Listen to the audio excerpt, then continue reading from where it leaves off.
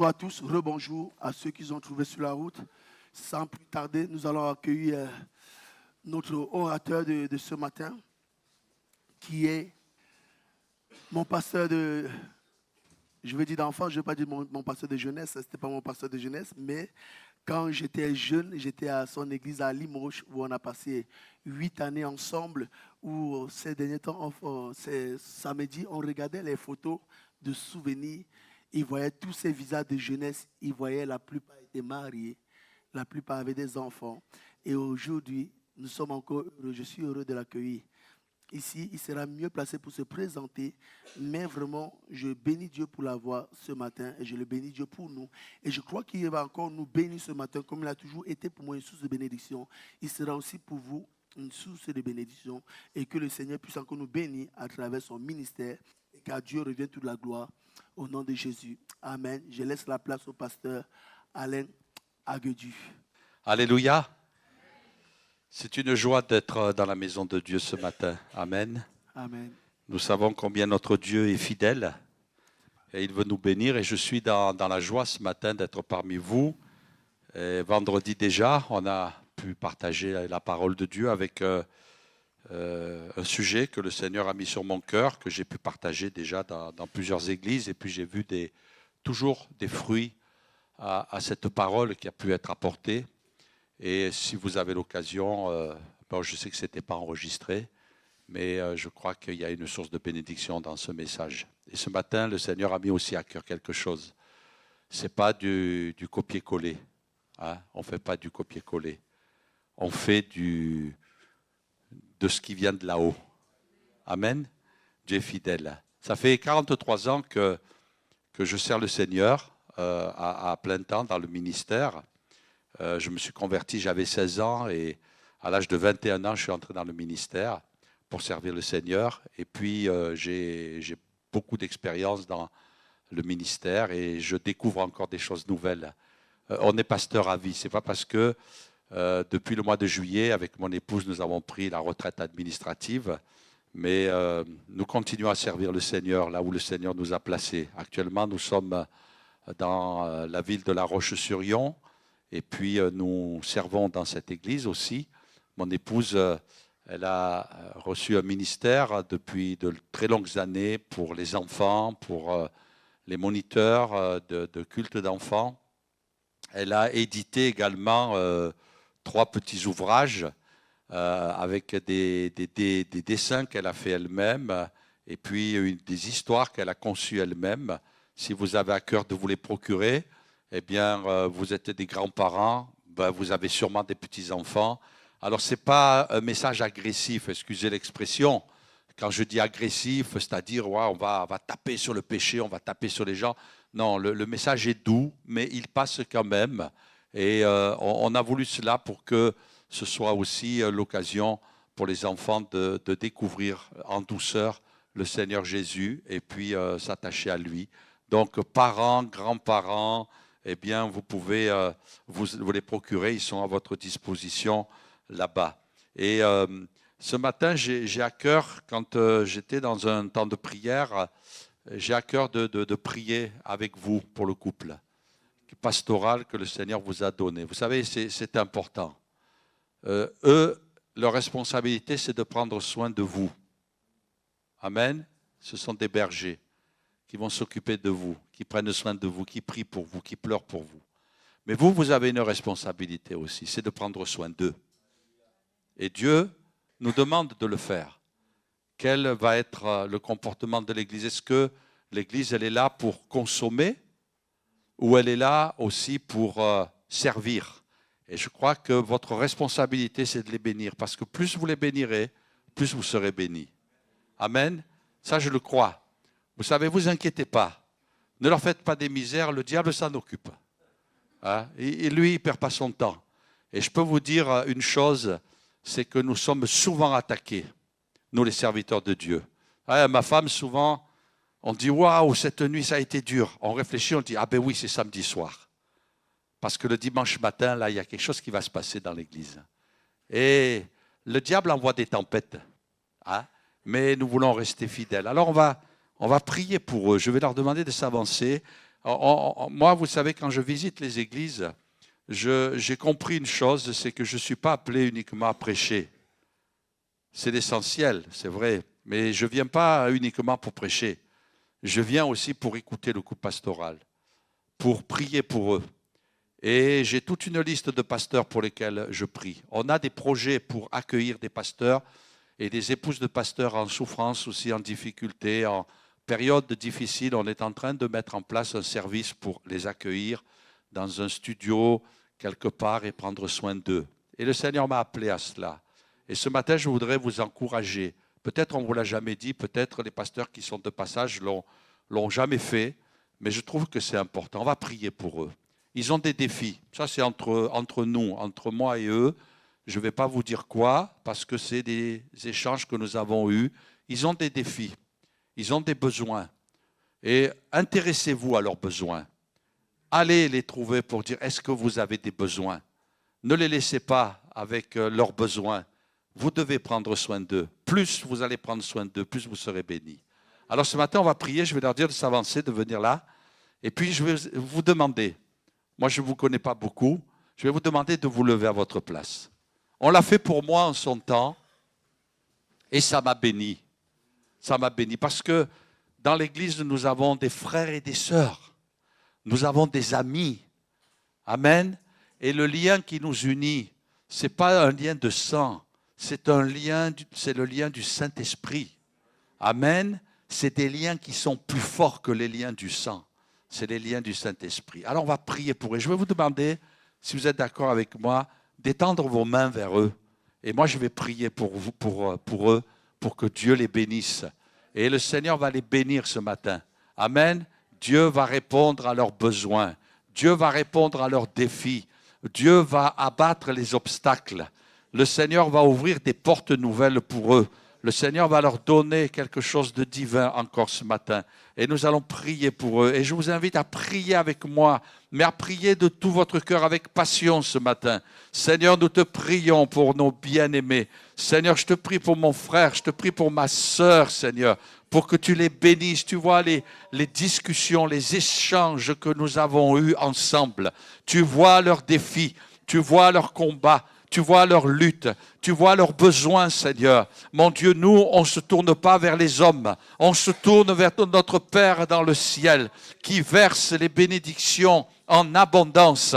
Ta parole nous dit que le ruisseau de Dieu est plein d'eau. Seigneur, répands ta bénédiction. Tes mains sont ouvertes pour répandre l'abondance. Et ce matin, tu répands l'abondance sur eux. Parce que si tu les bénis, Seigneur, et ensemble nous te le demandons avec l'Église, si tu les bénis, ils vont bénir ton Église. Ils vont bénir ta ville. Seigneur, cette ville dans laquelle tu les as placés. Seigneur, tu vas pourvoir à leurs besoins dans les moindres détails. Tu vas ouvrir les portes. Seigneur, nous disons à l'ennemi, maintenant tu lâches. Tu lâches maintenant afin que l'abondance de Dieu se répande dans leur vie pour ta gloire, dans le nom de Jésus. Tu bénis leurs petits enfants, leurs petits fils, Seigneur. Tu les protèges, tu les entoures de ta grâce, dans le nom de Jésus. Louange à toi, parce que tu le fais pour ta gloire, dans le nom de Jésus. Amen. Amen, amen, amen, amen, amen.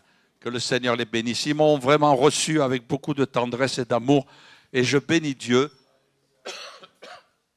Je bénis Dieu pour l'œuvre que le Seigneur a fait dans ce couple et continue de faire. Le Seigneur a prévu de les bénir en abondance. Et je bénis Dieu. C'est vrai que le temps a fait que, enfin les circonstances ont fait qu'on s'est un petit peu perdu de vue. Chacun on a cheminé dans notre coin. Mais quelle joie quand on voit aussi nos enfants spirituels qui ont grandi avec le Seigneur. Amen. Amen. Je voudrais vous inviter à prier vraiment pour eux tous les jours. Eux, ils prient tous les jours pour vous. Je sais comment ça marche, les pasteurs. Hein. Je n'ai pas été pasteur pour rien. Je sais comment ça marche. Et je crois que le Seigneur veut bénir. Un jour, il y a un chrétien à Limoges qui est venu me voir. Pardonnez-moi si je tousse là. Je pense que je ne suis pas le seul. J'ai beaucoup de compagnons de tout ce matin. Un chrétien est venu me voir ce matin. Il m'a dit, Dieu m'a donné un songe. Bon, des fois, j'ai tout ce qu'il faut. Ça va, je suis chargé. Là, un chrétien est venu me voir un jour et ça m'a béni. Parce que, vous savez, il m'a dit, j'ai eu un songe. Bon, Nous, les pasteurs, quand quelqu'un nous dit ça, bon, il y a toutes les antennes qui s'ouvrent là, qui s'allument, on se méfie. Mais là, j'ai vraiment cru que c'était une parole de Dieu. Et il dit, le Seigneur m'a révélé, et il m'a dit, c'est la première fois que je viens dans cette église, le Seigneur m'a révélé, au travers de ce songe, que tu es l'autorité de cette ville, l'autorité spirituelle de cette ville. Amen. Et je crois que quand on sert Dieu, et pour notre frère, pour notre sœur, ils sont l'autorité spirituelle. Le diable a peur d'eux. Les démons ont peur d'eux. Et les démons tremblent, la parole de Dieu nous dit. Et le Seigneur veut vraiment les bénir et les encourager. Et je crois qu'il faut réaliser cela. Et priez pour eux tous les jours, tous les jours. Engagez-vous à prier pour eux. Prenez le temps de prier pour eux. Parce que plus vous prierez pour eux, plus ils seront bénis et protégés. Et plus ça sera une bénédiction pour vous et pour la ville tout entière. Alléluia. Alors on va partager ensemble la parole de Dieu. C'est la première fois que je prêche ce message. Je ne pense pas que ce soit la dernière, mais le Seigneur m'a parlé beaucoup au travers de ce message. Je vous invite à une lecture avant tout. On va ensemble partager la parole de Dieu.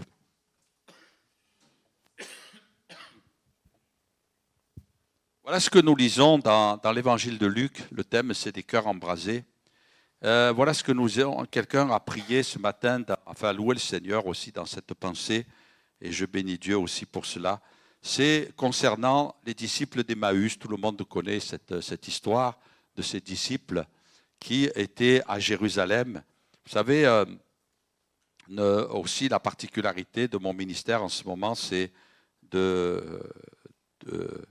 d'organiser des voyages en Israël.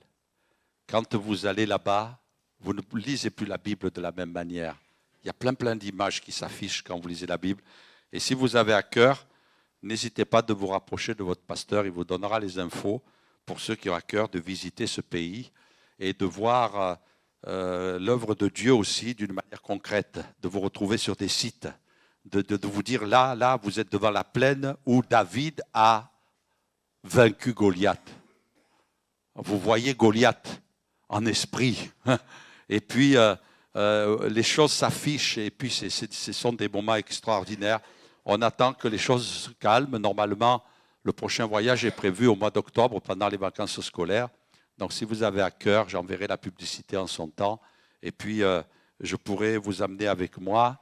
Et puis, nous avons un guide historien qui connaît la Bible sur le bout, non pas des doigts, mais des ongles.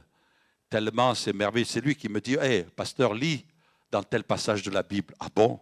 Il connaît les textes par cœur et il nous guide et il nous fait découvrir. C'est un historien juif. Et puis, c'est vraiment des moments extraordinaires. Ce matin, on va voyager. On va aller faire un petit tour à Jérusalem et aussi un petit bout de chemin sur le chemin d'Emmaüs.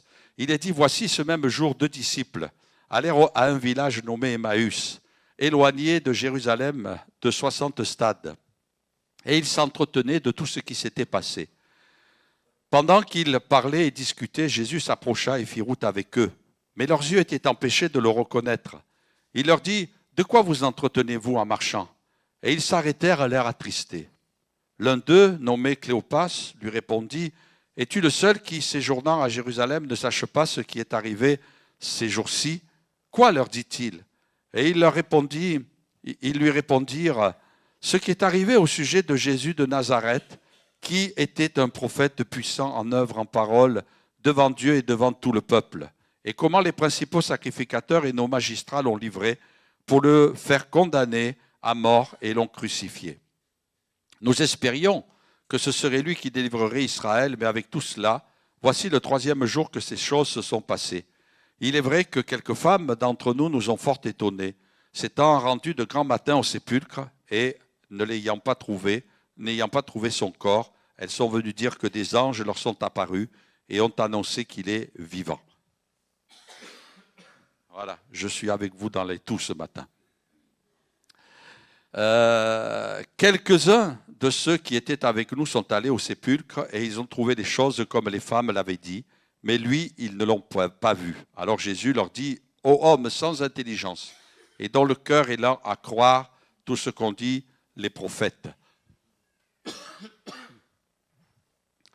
Et commençant par Moïse et par tous les prophètes, il leur expliqua dans toutes les Écritures ce qui le concernait.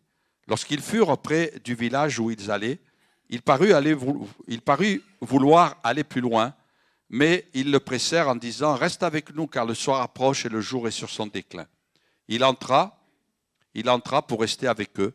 Pendant qu'il était à table avec eux, il prit le pain, et après avoir rendu grâce, il le rompit et le leur donna. Alors leurs yeux s'ouvrirent, et ils le reconnurent. Mais il disparut de devant eux. Et ils se dirent l'un à l'autre, « Notre cœur ne brûlait-il pas au-dedans de nous, lorsqu'il nous parlait en chemin et nous expliquait les Écritures ?» Se levant à l'heure même, ils retournèrent à Jérusalem, et ils trouvèrent les 11, et ceux qui étaient avec eux, assemblés, et disant, « Le Seigneur est réellement ressuscité, il est apparu à Simon. » Et ils racontèrent ce qui leur était arrivé en chemin, et comment ils l'avaient reconnu au moment où il rompit le pain. Amen. Je crois que le partage de ce thème ce matin, c'est un thème qui nous intéresse par rapport à notre génération, par rapport à nous-mêmes aujourd'hui, à ce qui est en train de se passer. Je crois que nul n'ignore tout ce qui se passe aujourd'hui au niveau des informations, au niveau des dirigeants politiques sur le plan international, ces guerres, ces menaces de guerre, même ce qui se passe en Israël, tout ce peuple arabe révolté contre le peuple d'Israël, enfin des choses horribles, des choses. Moi, j'ai même entendu des choses par le guide qui est devenu un ami et qui m'a donné des détails qu'on n'a même pas eu à la télévision. Mais c'est terrible. Des fois, on se dit, mais pourquoi ils réagissent aussi fort? Mais quand on prend vraiment le pouls de ce qui s'est passé, on comprend certaines choses. Maintenant, on ne peut pas approuver, bien sûr, une guerre. C'est quelque chose de terrible. Mais dans tous les cas, tout cela, le Seigneur nous a avertis et nous a dit que quand ça allait arriver, il fallait redresser notre tête parce que le retour du Seigneur est imminent. Et nous savons que le Seigneur revient bientôt. Hein, quelque part, il y a peut-être de l'inquiétude. Hein. On se dit, il y a nos enfants, il y a quand même des drames qui sont à venir, mais quelque part, il y a aussi une pointe de joie de savoir dans nos cœurs que le Seigneur revient bientôt. Amen. Nous allons faire partie du grand voyage. Du voyage dont on ne revient pas. Et puis, on n'a pas envie de revenir. Hein.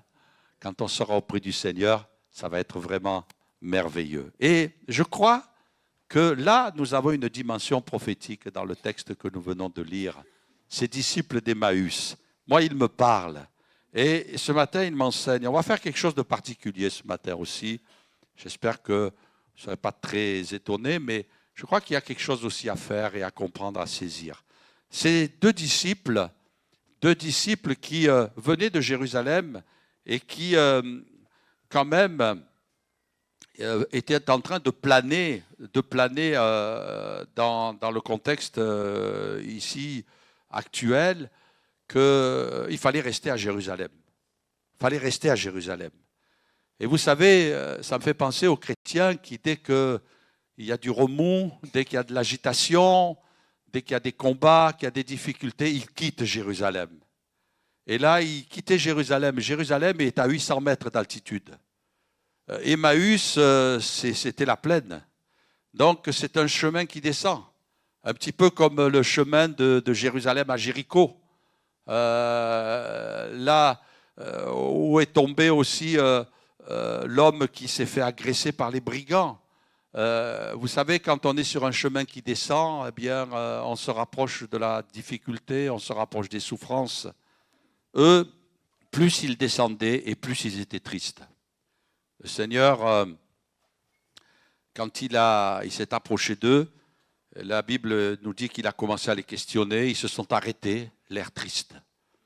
Et le Seigneur m'a donné une vision quand je méditais sur ce texte, et il m'a dit, il y a beaucoup de gens qui sont sur le chemin d'Emmaüs, des chrétiens qui autrefois étaient dans nos églises, qui ont été déçus comme eux auraient pu être déçus, en disant, mais Jésus est mort, on ne comprend plus. Alors qu'il nous annonçait tant de belles choses, il est mort. Il est mort sur la croix. Les religieux ont été vainqueurs sur Jésus. Et puis, regardez il a dit qu'il allait choisir les apôtres. Judas, il s'est pendu. Oh, on est déçus. On croyait que ça allait être un serviteur de Dieu puissant. Regardez Pierre. Pierre, il est toujours cité en premier. Il a renié Jésus. Et aujourd'hui, il est en pleine dépression. Enfin, ça, c'est moi qui le dis. Hein. Il est en pleine dépression. Il ne fait que pleurer. Il ne fait que pleurer. Et les autres, la Bible dit que tous l'ont abandonné. Ces hommes-là, on croyait qu'ils étaient forts, ils étaient puissants, ils étaient avec Jésus, ils étaient pleins d'assurance. On est déçus. On est déçus. Est-ce que j'oserais dire aujourd'hui qu'il y a des chrétiens qui, peut-être, ça peut arriver, à un moment donné de leur vie, ont été déçus par un pasteur. Il n'y a pas très longtemps, j'étais dans une église, je prêchais, et puis à la fin, il y a une femme qui est venue me voir, et elle m'a dit, pasteur, vous m'avez déçu. Je dis, ah bon? Oui, c'est vrai, je m'étais occupé de cette église il y a à peu près 20 ans de cela. C'était une église qui était mourante, et puis on a fait redémarrer cette église, et Dieu l'a bénie. Et puis j'étais invité il n'y a pas très longtemps, et à la fin de la réunion chrétienne, elle m'a dit, elle m'a dit, ce matin, quand j'ai entendu votre nom, je ne voulais pas venir. Je dis, vous êtes venu? Ah, ben merci quand même. Hein. Et puis elle m'a dit, vous m'avez déçu, pasteur. Et c'est vrai qu'on peut décevoir quelqu'un. Et sûrement dans les 43 ans de ministère, et j'espère ne pas faire de gaffe ce matin, hein, mais il m'est arrivé de décevoir des gens. Et je peux vous assurer que c'est terrible pour nous, parce qu'on est des humains. On n'est pas toujours au top, hein. On n'est pas toujours inspiré. On reste des humains. Il y a des fois, on est dans le ciel, mais des fois, on est sur la terre aussi. Hein. Et puis, on peut décevoir. Et je pense à ces disciples d'Emmaüs. Je me dis, ils ont été déçus. Ils ont été déçus de Jésus. Bon, nous, on n'est pas déçus de Jésus. Quoique, j'ai rencontré aussi des chrétiens qui m'ont dit, je suis en colère contre Dieu. Ouais, véridique. Des chrétiens qui étaient à l'église, hein. Mais je suis en colère contre Dieu. Pourquoi? Parce que je suis déçu. J'ai demandé des choses au Seigneur et ça ne s'est pas réalisé. Et puis je vis ceci, je vis cela. Et puis j'ai combattu ceci, j'ai combattu cela. Tu es en colère contre Dieu. Je vais vous étonner. Hein. Moi, il y a des fois, je n'ai pas compris le Seigneur. Hein. Je n'ai pas compris pourquoi il me faisait passer par là. Hein. Ah oui. Vous croyez que pour nous, c'est facile, la vie chrétienne? Non seulement des fois, on a affaire au diable, mais des fois, on a affaire aux chrétiens aussi. Hein. Et puis, vous savez, il ne faut pas tout mettre sur le dos du diable. Hein, parce que des fois, le diable, il n'a rien fait. Hein. Je ne dis pas qu'il est gentil, mais il n'a rien fait. Et des fois, on dit, ouais, mais c'est le diable. Non, le diable, il n'a rien fait. Mais c'est la chair qui agit au travers de chrétiens. Et je ne pense pas que ce soit le cas parmi vous. Je vous vois tellement beau ce matin. Tellement merveilleux que je n'ai pas de souci avec vous. Hein. Mais il y a des églises, vous savez, vous avez des gens, moi je les appelle les mutants. Les mutants. Ils ont muté. De la brebis, ils sont devenus des loups. Et puis ils sont dans nos églises. Ils sont là. Il n'y en a pas ici. Non, ne vous inquiétez pas, vous ne retournez pas, il n'y en a pas. Mais c'est des mutants. Ils étaient de belles brebis. Et puis ils sont devenus des loups dans l'église et puis font des ravages. Alors vous savez, la particularité d'une brebis, eh bien, c'est que c'est gentil. La particularité d'un loup, c'est que lui, si vous le caressez trop, il va vous mordre. Et puis voilà, la Bible dit, ne vous mordez pas les uns les autres. Hein. C'est pas la peine, c'est pas la peine. Ne vous inquiétez pas, le diable, il s'en charge.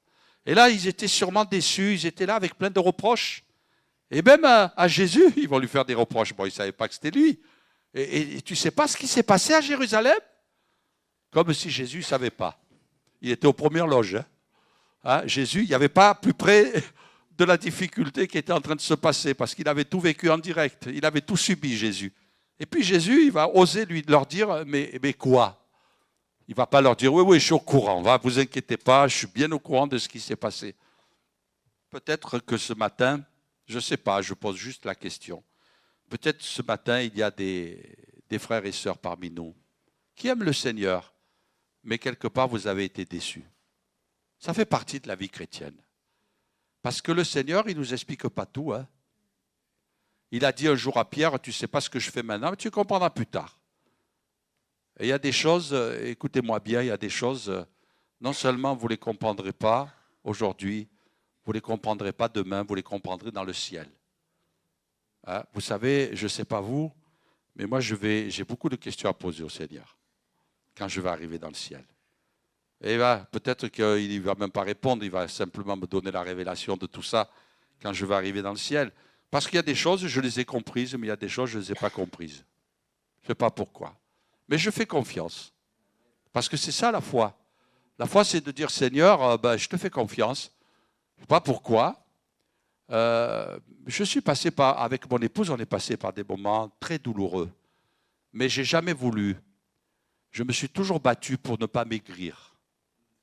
Moi, j'ai découvert, excusez-moi de vous en parler aussi, mais dans l'exercice de mon ministère, j'ai vu aussi des pasteurs qui étaient aigris. Parce qu'ils avaient tellement souffert qu'ils sont devenus aigris, se sont repliés sur eux-mêmes.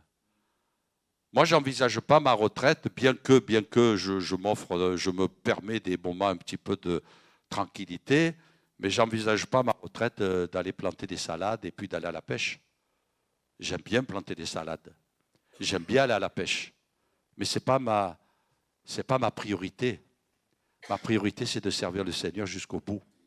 Et ce n'est pas parce que j'ai rencontré sur mon chemin des difficultés, des gens qui n'étaient pas faciles, que je vais prendre le chemin d'Emmaüs. Non, moi je veux rester à Jérusalem. Parce que le Seigneur leur a dit, c'est là que je vous veux. Parce que c'est à Jérusalem que le Saint-Esprit est descendu. On est allé, nous, quand on fait notre tournée, on est allé dans la chambre haute. Ils appellent ça le cénacle. Parce qu'en bas, c'est là où Jésus a institué la Sainte Seine. Et puis en haut, à l'étage, c'est l'endroit où ils ont reçu le Saint-Esprit.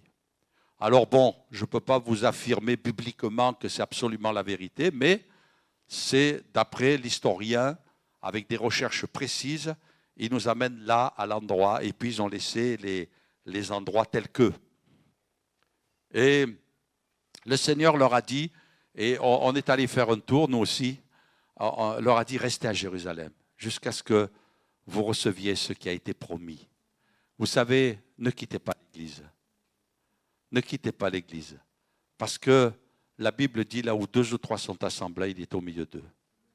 Parce que le Seigneur a dit qu'il est bon, qu'il est agréable pour des frères de demeurer ensemble, car c'est là que l'Éternel envoie la bénédiction et la vie pour l'éternité.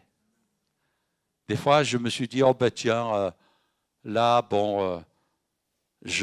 ne peux pas pour X raison aller à l'église.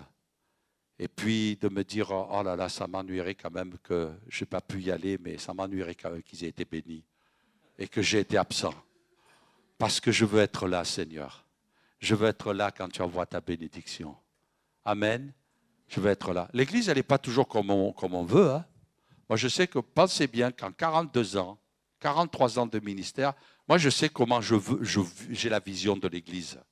Mais quand je vais dans une autre église, et ce n'est pas le cas parmi vous, hein, mais quand je vais dans une autre église, je me dis, oh là là, mais ce n'est pas comme ça que ça marche. Et ça ne me plaît pas, ça ne me convient pas. Parce que moi, je l'aurais organisé différemment. Parce que ça, c'est trop long, ça, c'est trop court, ça, c'est pas comme ça. Et puis, mais après tout, je n'ai pas le droit. Je me dis, c'est comme ça, c'est comme ça. Mais je veux être là où le Seigneur visite. Et eux, ils ont quitté là. Pourquoi? Parce qu'ils étaient déçus, les déçus de la vie chrétienne. Alors, tout à l'heure, je vous ai dit, on va faire quelque chose de particulier. Est-ce qu'il y en a ce matin? Moi, j'en ai. Est-ce qu'il y en a ce matin qui ont des membres de leur famille, qui ont été baptisés, mais qui ne sont plus là maintenant? Est-ce qu'il y a des chrétiens parmi nous? Vous aviez des amis chrétiens qui venaient régulièrement là, mais qui ont été déçus, qui ont quitté l'église? Est-ce que dans l'histoire de la ville de Fougères, il y a des gens qui ont quitté? Moi, je vous dis franchement, un jour, j'ai vu le listing, j'avais le répertoire de l'église, de tous les membres, et je me dis, s'ils étaient tous là, on serait le double, on serait le triple. Et puis, je vais vous dire une chose, c'est que quand on est berger, selon l'Esprit de Dieu, le ministère que Dieu nous a donné, voir une brebis, ne serait-ce qu'une brebis peut partir, eh bien on est affecté. Et je sais que l'Église, elle est triste. Je sais que les pasteurs sont tristes. On n'est pas des mercenaires, nous, en disant, bon, une brebis de plus, une brebis de moins, ben, ça ne va pas se voir dans le troupeau. Par la grâce de Dieu, bon, tout est relatif, hein, mais la dernière église dans laquelle nous servions, on avait 2 cultes, à peu près 800 personnes dans les 2 cultes qui venaient, mais chaque âme, elle est précieuse. Une âme, elle est précieuse. Alors ce matin, on va faire quelque chose, on va prier. Moi, je prie pour ma famille tous les jours, avec mon épouse.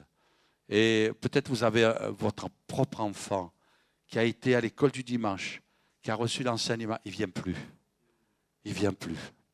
Il a abandonné le Seigneur. Est-ce qu'on va les laisser entre les mains du diable? Abraham, il est allé chercher Lot à Sodome et Gomorrhe. Il est allé le chercher par la prière. Il n'est pas allé le chercher physiquement. Bon, quoi qu'à un moment donné, il l'a fait parce que quand il a été fait prisonnier. Mais il est allé le chercher en se tenant dans la présence de Dieu, en intercédant. Et puis Dieu a envoyé des anges. Moi, je prie, je dis, Seigneur, mets des anges sur leur chemin. Amen. Mets des anges, mets des chrétiens sur leur chemin. Je me rappelle mon propre frère qui, lui, il me disait, il savait, bon, ce que j'étais, il savait que j'étais pasteur. Il me disait, parce que mon frère était directeur de travaux des grands chantiers de Marseille. Il a construit des hôpitaux, il a construit des grands ensembles. Et il me disait un jour, pendant que je contrôlais un chantier, j'ai entendu quelqu'un qui était en train de témoigner à un autre. Il était en train de parler de Dieu. Et il était en train de dire qu'il appartenait à telle église, c'est l'église dans laquelle tu vas. Seigneur, place des anges auprès de notre famille. J'ai un autre frère qui était très hostile à ce que je rentre dans le ministère. Et puis, pas particulièrement attaché aux choses de Dieu. Eh bien, un de leurs meilleurs amis, il est converti à Jésus. Et il m'a dit, c'est impressionnant. Dieu place des anges. Pourquoi? Parce qu'on prie. Alors on va faire une chose ce matin, si vous êtes d'accord avec moi. On va se lever à notre place et on va prier ensemble. Le message n'est pas fini, ne vous inquiétez pas. Partez pas, hein? Restez avec moi. Hein? C'est juste une parenthèse, mais quelle parenthèse. Et je vous invite à visionner, peut-être même là à votre place, à citer un nom de votre enfant, d'un chrétien auquel vous pensez, de quelqu'un à qui vous avez témoigné, en disant non, on ne va pas les laisser sur le chemin d'Emmaüs.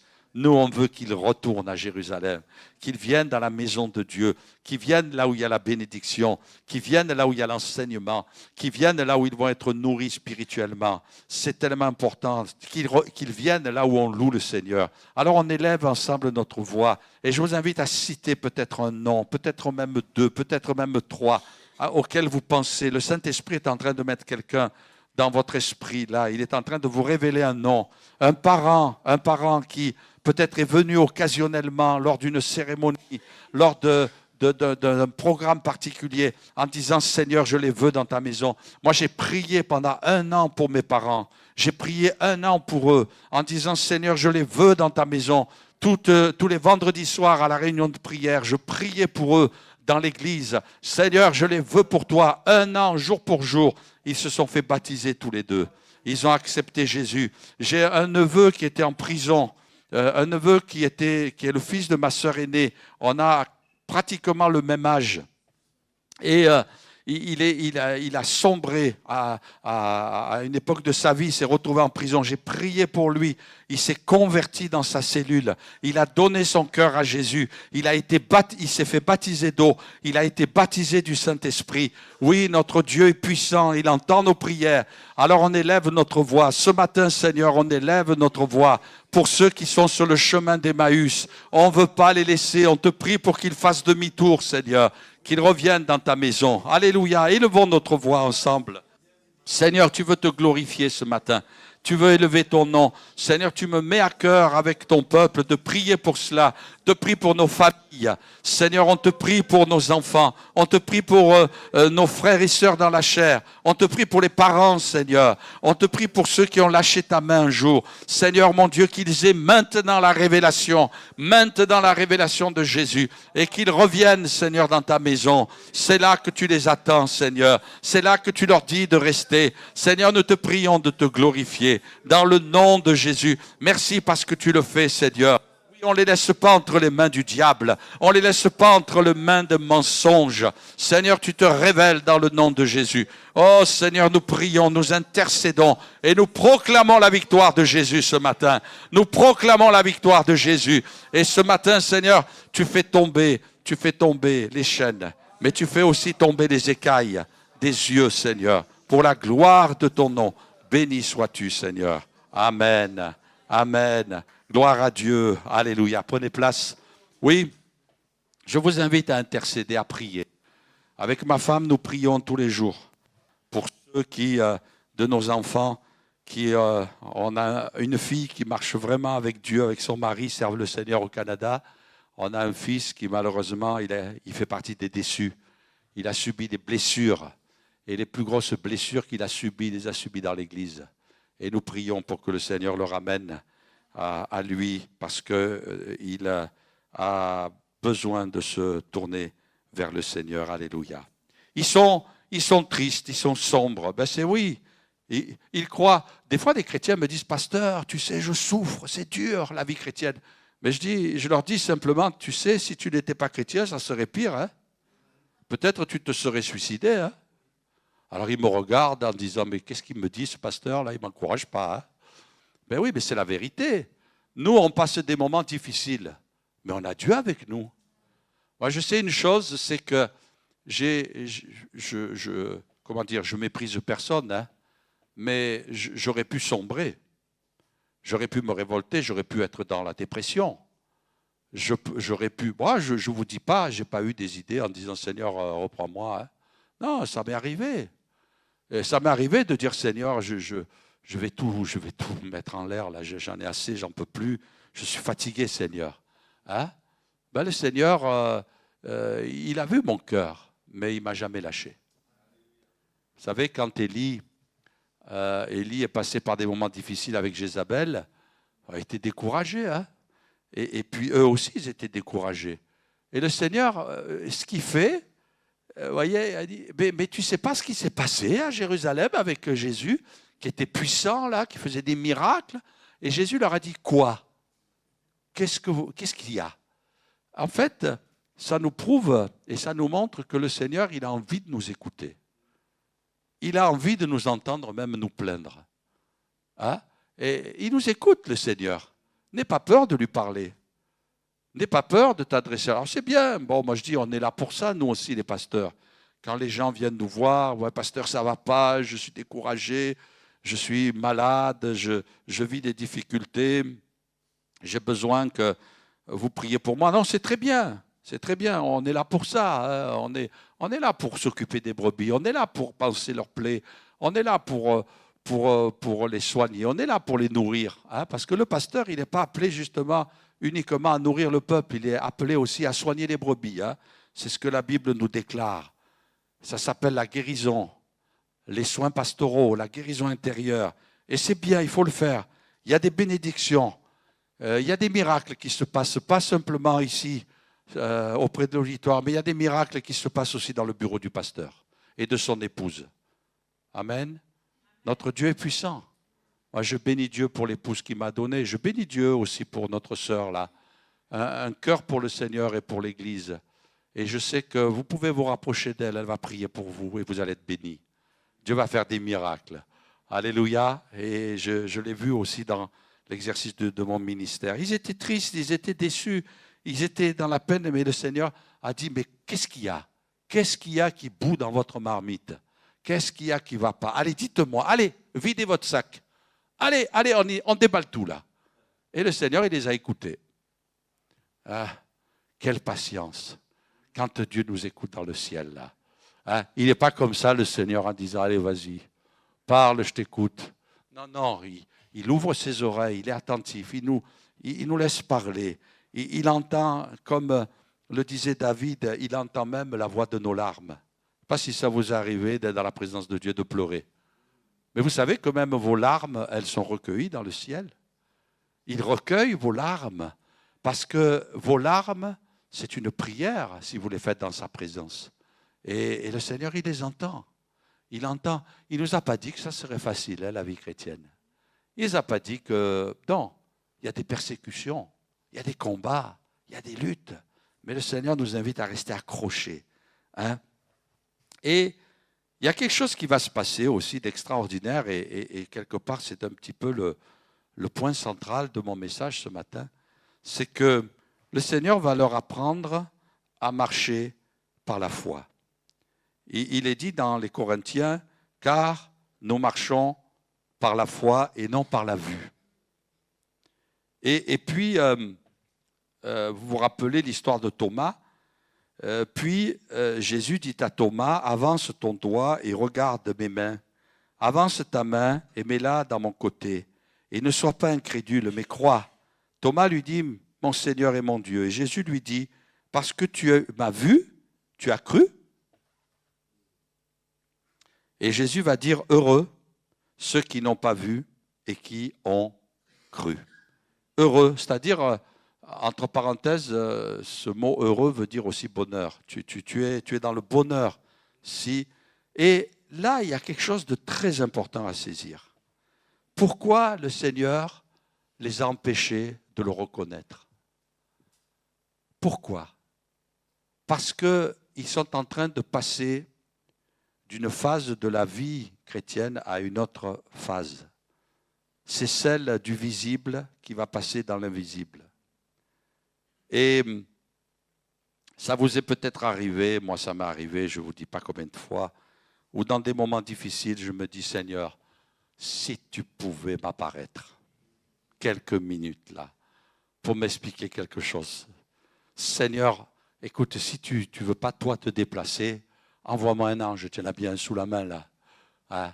Après tout, la Bible dit que ils sont à notre service, les anges. Tu ne veux pas m'en envoyer un, j'ai sûrement dû en voir quelques-uns des anges. Hein? Mais bon, je ne m'en suis pas toujours rendu compte. Mais voyez-vous, il y a des moments, on a envie de voir. Ce n'est pas vrai.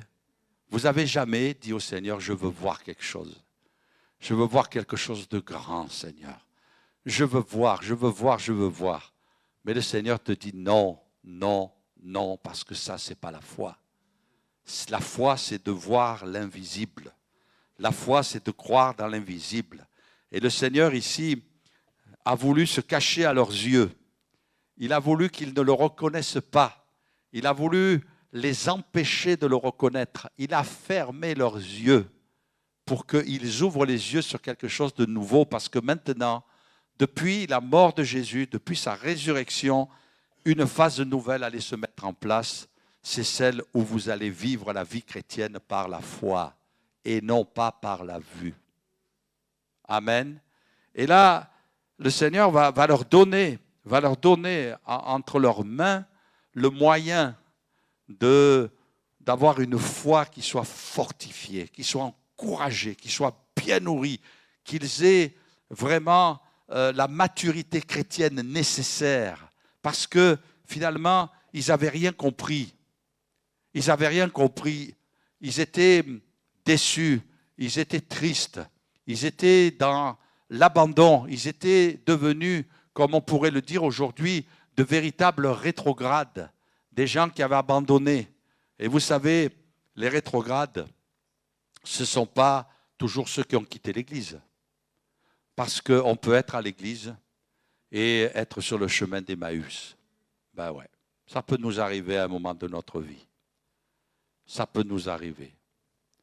De se dire, là, je suis en perte de vitesse, j'ai perdu la communion avec le Seigneur, je ne sens plus sa présence. Ah, combien de fois on a entendu ça? Je sens, pasteur, je ne sens plus la présence de Dieu. Alors on me dit souvent, pasteur, je crois que j'ai péché contre le Saint-Esprit. Ben, si tu avais péché contre le Saint-Esprit, tu ne serais pas là en train de me parler. Hein? Et puis tu ne serais pas là triste. Parce que ceux qui ont péché contre le Saint-Esprit, ils n'ont plus de conscience. Ils n'ont plus le désir de rien du tout par rapport à la foi. Et puis, bon, heureusement, ce sont quand même des cas assez rares. Mais ici, le Seigneur va les fortifier. Et comment va-t-il les fortifier? Il va les fortifier de telle manière qu'ils vont dire, mais notre cœur ne brûlait-il pas? La tristesse, finalement, s'est transformée en embrasement. Notre cœur ne brûlait-il pas? Notre cœur ne brûlait-il pas? Et finalement, on avait les yeux fermés et notre cœur s'est enflammé. Et c'est ça la vie chrétienne. C'est pas de voir les choses, parce que il y a des tas de gens qui ont dit, mais Seigneur, Seigneur, même n'avons-nous pas fait des miracles en ton nom? N'avons-nous pas guéri des malades, chassé des démons? Il y en a qui, et il y en a qui ont été même, qui ont fait des choses assez particulières pour Dieu. Et le Seigneur a dit, je ne vous ai jamais connu. C'est terrible quand même. Parce que ce n'est pas ça la vie chrétienne. Ce n'est pas de faire des miracles et de voir des miracles. C'est juste pour ceux qui sont en train de naître pas dans la foi. Juste pour les amener plus loin. Mais le Seigneur, il ne veut pas toujours nous amener là à être fixés, polarisés, obsédés par le miracle. Je me rappelle, je visitais un couple dans une église où je servais le Seigneur. Et puis la dame, elle était malade, une dépressive chronique, malheureusement à cause de souffrances dans sa vie. Et puis son mari, tous les deux de braves chrétiens, fidèles, toujours à l'église, ils aimaient le Seigneur. Mais là, il m'a ouvert son cœur, il m'a dit, pasteur, c'est pas normal que ma femme ne soit pas guérie. Alors je lui ai dit simplement, vous savez, il y a des choses qu'on ne comprend pas. Nous, on prie pour les malades. Mais est-ce qu'ils sont tous guéris? Est-ce que Dieu veut tous les guérir? Non. Non. Il y a des fois, la Bible dit, et c'est même Paul qui le dit, je crois que c'est dans les Corinthiens, que quand on va arriver dans le ciel, il n'y aura plus d'infirmité. Ça veut dire quoi? Ça veut dire qu'avant, ils étaient infirmes. Et ils vont arriver dans le ciel, le Seigneur va débarrasser toute infirmité. Ah ben oui. Alors ce matin, peut-être je ne vais pas t'encourager. Peut-être que tu es malade. Et peut-être que le Seigneur ne va jamais te guérir. Il y a peut-être des choses, il va les laisser. Il va dire, comme il a dit à Paul, ma grâce te suffit. Parce que ma puissance, elle s'accomplit dans la faiblesse. Alors peut-être je vous décourage ce matin, pardonnez-moi. Peut-être vous dites, ah ben là, Wilson, tu as dû te tromper là. Ou alors ton pasteur que tu nous as fait venir là, qui t'a baptisé, il a faibli dans la foi. Non, il faut réaliser cela. Et puis, il ne faut pas se décourager. Vous avez des douleurs? Moi, j'ai des douleurs. Je suis suivi, j'ai un traitement. J'ai prié. Je pense que j'ai prié plus que Paul. Lui, il a prié 3 fois, lui. Moi, j'ai prié des dizaines de fois. Ma femme a prié des dizaines de fois sur moi parce que je me suis dit, peut-être je n'ai pas la foi. Peut-être ma femme, elle va m'imposer les mains, je vais être guéri. Ben, je n'ai pas été guéri. Je n'ai pas été guéri.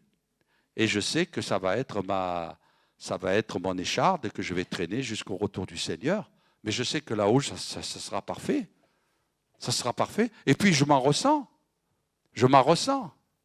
Mais le Seigneur est celui qui sait pourquoi. Et je lui poserai la question. Et il me dira pourquoi. Peut-être il me dira, bon, sois tranquille, quand même, tu aurais pu mourir. Donc, je t'ai laissé un petit peu en vie. Élisée, il est mort de la maladie dont il était atteint, nous dit l'Écriture. Et ce n'est pas ça l'essentiel. Ce n'est pas d'avoir les yeux fixés sur les miracles. Moi, j'ai entendu des chrétiens me dire, mais pasteur, tu sais, il ne se passe plus de miracles dans nos églises. Mais est-ce que le Seigneur va approuver toute chose en faisant des miracles? Jean-Baptiste n'a fait aucun miracle. 0 miracle. Mais les âmes se convertissaient. Et c'était l'essentiel. Alors je ne dis pas qu'il ne faut pas prier. Moi, je prie pour les malades. Je prie pour des miracles. Je demande à Dieu des miracles pour que des âmes soient attirées à lui. Mais ce n'est pas pour que les chrétiens soient nourris. Tu ne seras jamais nourri par les miracles. Tu ne seras jamais nourri par ce que tu vas voir. Mais tu seras toujours nourri par la foi. Tu seras toujours bouillant. pour le Seigneur avec ce qu'il met à ta disposition. Et qu'est-ce que c'est qui les a enflammés? Ce qui les a enflammés, ça a été les Écritures.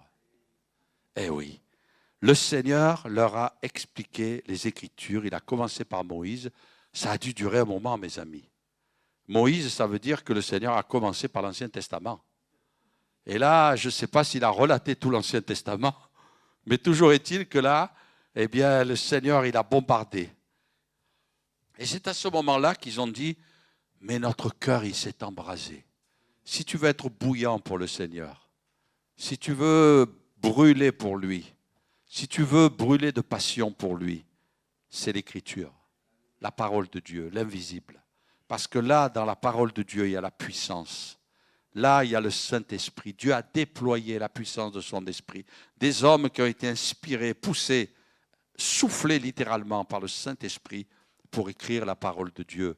Dieu nous a laissé là quelque chose. Là, il y a quelque chose de puissant. Là. La parole de Dieu, il faut la lire, il faut la méditer. Moi, je vais vous surprendre. Hein. Quand j'ai commencé dans le ministère, mon pasteur, il me disait, Alain, 5 chapitres par jour minimum. Il faut que tu lises 5 chapitres. Aujourd'hui, eh bien, vous savez quoi? Vous allez être étonnés. Hein? Eh bien, j'en lis moins de 5. Mais je médite la parole. Je m'arrête sur les mots. Je m'arrête là et je ferme mes yeux et je médite sur les textes de la Bible. Parce que ce n'est pas un livre où je dois lire comme ça, là, à la va-vite. Non, non, mais je médite la parole. Et là, j'extrais la substance. J'extrais là ces paroles. Je dis, ah Seigneur, c'est beau ce que tu as écrit là. C'est beau ce que le Saint-Esprit a écrit au travers des hommes. Ah Seigneur, ça me fait du bien. Ça me fait du bien de lire ta parole. Même si tu restes sur un verset et que tu vas rester là 1 heure, là, médite la parole. Nourris-toi, comme si tu es en train de manger une galette bretonne. Une bonne galette bretonne avec un œuf dedans, du jambon et du gruyère. Et que là, tu commences à couper ta galette là, et tu fais un petit carré là, et puis tu plantes la fourchette, tu la mets dans la bouche là, et tu laisses fondre à l'intérieur. C'est midi bientôt. Hein? Ouais, ma femme, elle est toujours en train de me dire, mange moins vite, mon chéri, tu manges trop vite. Mais il faut apprécier. Et la parole de Dieu, j'aimerais te dire, mange doucement. Délecte-toi de la parole de Dieu. C'est le thème principal. Jésus leur dit en vérité, je vous le dis, si vous mangez la chair du Fils de l'homme et si vous buvez son sang, eh bien, vous n'avez pas la vie en vous-même.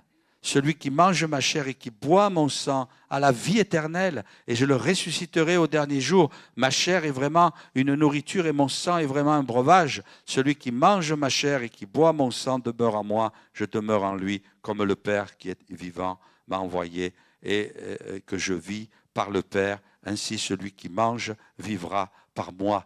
Mange le Seigneur Jésus. Là, le Seigneur, il ne parle pas de la Sainte Seine. Là. Elle n'avait pas encore eu lieu. Il n'avait pas instauré la Sainte Seine, donc il ne pouvait pas comprendre si ça correspondait à la Sainte Seine. Non, se nourrir du Seigneur, c'est se nourrir de sa vie.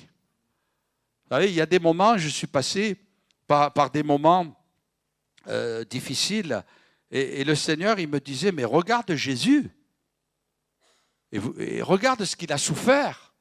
Et quand tu commences, là ce matin, on a chanté des chants qui relataient aussi les souffrances de Jésus. Et pendant qu'on chantait, je me disais au fond de moi-même, mais mon gars, là, tu n'as pas le droit de te plaindre quand tu vois ce que Jésus a vécu. Alors là, je mange sa chair, je bois son sang. C'est-à-dire, je mesure le sacrifice de Jésus, ce qu'il a subi. Et ça m'encourage. Ça m'encourage.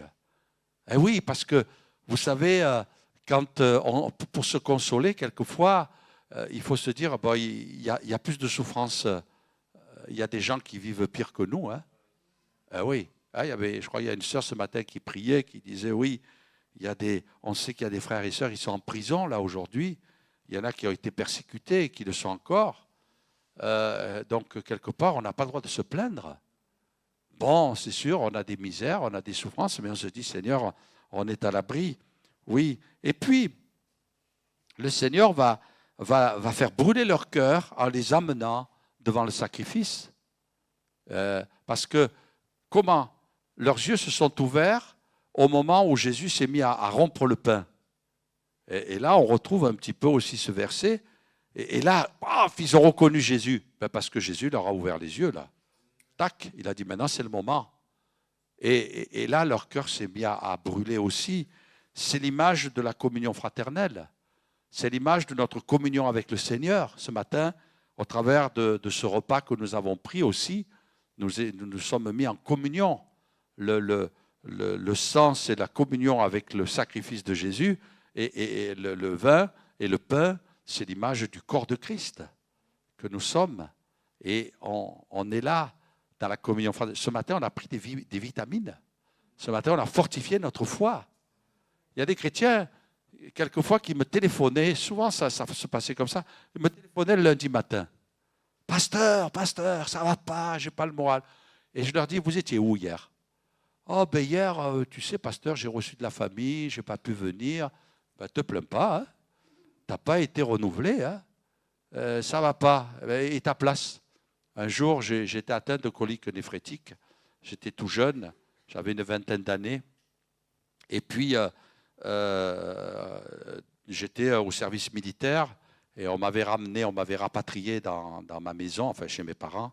Et puis là, j'étais alité. Il y avait même un docteur de l'armée qui était venu, qui m'avait ausculté.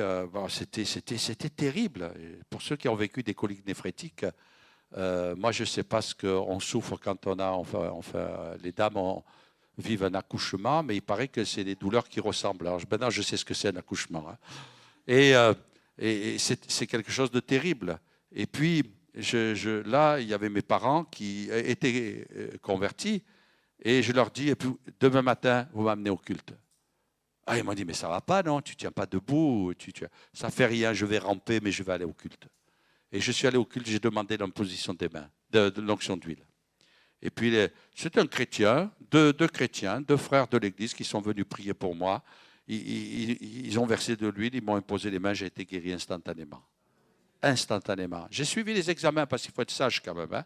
J'ai suivi les examens, et puis les médecins m'ont dit, écoutez, on a vu des traces de sang, mais vous n'avez plus rien. Ah, moi, je savais d'où ça venait, parce que notre Dieu est puissant. Et il y a des rendez-vous, Dieu nous les donne. Et ce matin, je voudrais vous encourager. Vous savez, nous, je crois, eux, ils ont été la génération qui ont vu le Seigneur partir. Mais nous, je crois que nous sommes la génération qui va voir le Seigneur revenir. Amen. Il va revenir, le Seigneur. Et nous voulons rester fidèles. Nous pensons à la parole de Dieu, à cette Église aussi, qui le Seigneur va dire, eh bien, tu as gardé ma parole.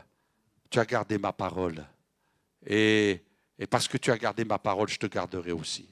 Et je crois que nous devons jusqu'au bout garder sa parole, nous attacher à lui et nous attacher à l'invisible. Parce que dans l'invisible, il y a plus que dans le visible. Et le Seigneur a voulu aider ses disciples en leur disant, voyez, j'ai retenu vos yeux, mais désormais, vous n'allez plus me voir. Ça va être terminé, je vais retourner auprès du Père. Là, pour le moment, je me révèle encore à vous. Apparemment, le Seigneur s'était révélé en premier aux femmes, ensuite à l'apôtre Pierre. Et je crois que le Seigneur veut nous dire aussi, mais vous êtes ces générations qui n'ont pas assisté à tout cela, mais vous allez assister au retour du Seigneur.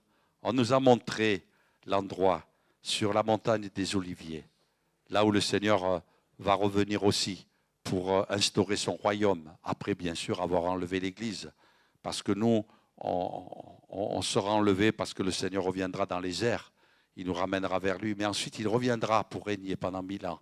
Mais là, il va mettre les pieds sur la montagne des Oliviers. Et le guide qui nous expliquait cela, il disait, vous voyez là la porte, les musulmans, ils ont muré la porte. Ils ont fait un cimetière musulman parce que c'est une abomination pour les Juifs de marcher sur des cimetières, sur des ossements étrangers.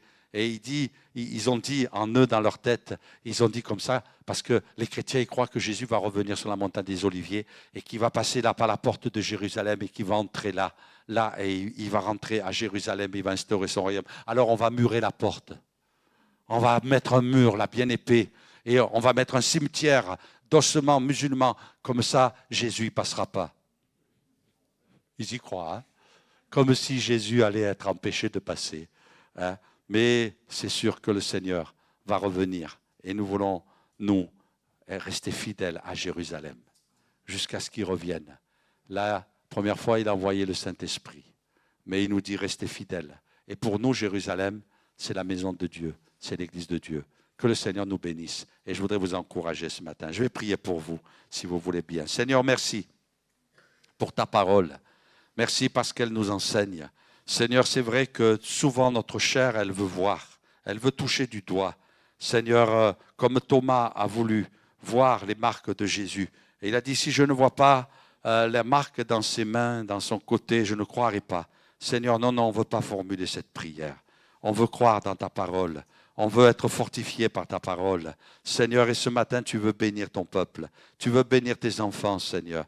Tu veux bénir, Seigneur, mon Dieu, ton héritage. Je te prie, Seigneur, de bénir ton Église. Je te prie de bénir ton peuple. Je te prie, Seigneur, c'est vrai, de bénir cette ville au nom de Jésus, pour que des âmes poussées par le Saint-Esprit reviennent dans ta maison. Ceux qui ont lâché ta main, Seigneur, qu'ils reviennent. Ceux qui ne t'ont jamais connu, qu'ils te connaissent, Seigneur. Et que, Seigneur, mon Dieu, ils soient touchés par ta parole et qu'il y ait une confirmation de puissance et de miracles lorsque ta parole est annoncée. Parce que, Seigneur, même les miracles sont là pour confirmer ta parole. Confirmer ta parole, pour appuyer ta parole, pour appuyer la prédication de ta parole. Seigneur, tu veux le faire pour ta gloire, dans le nom de Jésus. Merci, Seigneur. Louange à toi pour tes bienfaits. Amen. Amen. Que Dieu vous bénisse, mes frères et sœurs.